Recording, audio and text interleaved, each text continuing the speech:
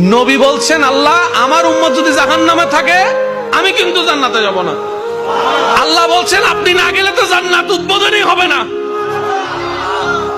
এবার মামলা কি দাঁড়ালো?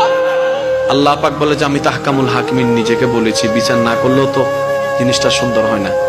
নবী একটা কাজ করেন, ওয়ালা সাউফা ইউতিকা রাব্বুকা ফাতারদা, আমি কাউকে বলি নাই, আপনাকে না বলেছি।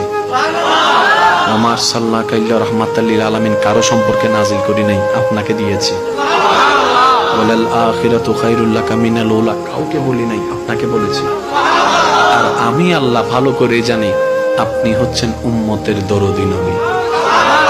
আপনি নিজের জন্য কাঁদেন নাই, সন্তানের জন্য কাঁদেন নাই, পরিবারের জন্য কাঁদেন নাই, নাতির জন্য কাঁদেন নাই, যত কেঁদেছেন জীবনে সবকিছু উম্মতের জন্য। এমনকি হাসরের ময়দানে যখন সর্বপ্রথম আমাদের নবীকে আল্লাহর হুকুমে তোলা হবে, আমাদের নবী উঠেই জিব্রাইল আলাইহিস সালামকে প্রথম প্রশ্ন করবে, ও আমার ভাই জিব্রাইল, আমার উম্মত গুলা কোথায়? আইনা উম্মতি, আইনা উম্মতি, আমার উম্মত কোথায়? আমার উম্মত কোথায়? আমার উম্মত কোথায়? আমি ওঠার আগেই নাকি আমার উম্মতকে জাহান্নামে দিয়ে দিয়েছো নাকি? কোনো আমার উম্মত কোনো জাহান্নামে চলে গেছে নাকি? জিব্রাইল বলবে, ইয়া রাসূলুল্লাহ, প্রথমেই আপনাকে তোলা হয়েছে, এখন আর কাউকে তোলা হয় নাই, প্রথমেই আপনি উঠেছেন। আমার নবী বলবে, আমার উম্মত গুলা কোথায়? জিব্রাইল বলবে, ইয়া রাসূলুল্লাহ, এখনো তারা উঠে নাই, উঠবে একটু পরে। নবী দৌড়ায় চলে যাবে আল্লাহর রহমতের দরবারের দিকে।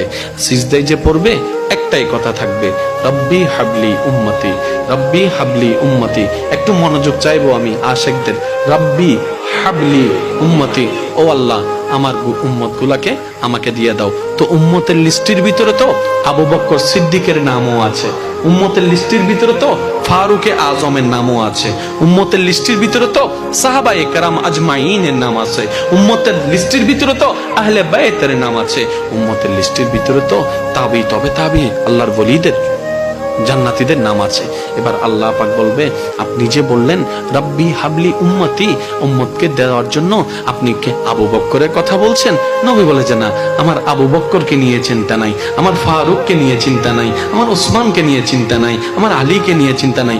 ও আল্লাহ, আমার উম্মতের ভিতরে যারা জাহান্নামের অধিবাসী হবে ওই উম্মতগুলোকে আমাকে দিয়ে দাও। আল্লাহ বিচারক হয়ে বিচারও করবেন, জাহান্নামীকে জাহান্নামে দিয়ে দিবেন। আহকামুল হাকিমের দায়িত্ব শেষ। এবার নবীকে আল্লাহ সিজদায় যাওয়ার অনুমতি দিয়ে সুপারিশ করাবেন। নবীর সুপারিশ কবুল করতে করতে নবীর উম্মতকে, আল্লাহর বান্দাদেরকে জাহান্নামী থেকে জান্নাতি করে দিবেন। জগৎ জিজ্ঞেস করবে, মওলা জাহান্নামী আবার জান্নাতি হয় কেমনে? ফেল কখনো পাস হয় না, পাস কখনো ফেল হয় না, কথা বলেন না। দিন কখনো রাত হয় না, রাত কখনো দিন হয় না, জাহান্নামী কখনো জান্নাতি হয় না। আল্লাহ তুমি যে জাহান্নামী দিলা এটা সঠিক, আহকামুল হাকিমিন বিচারক হয়ে দিছিল। আল্লাহ জান্নাত পাইলো কেমনে?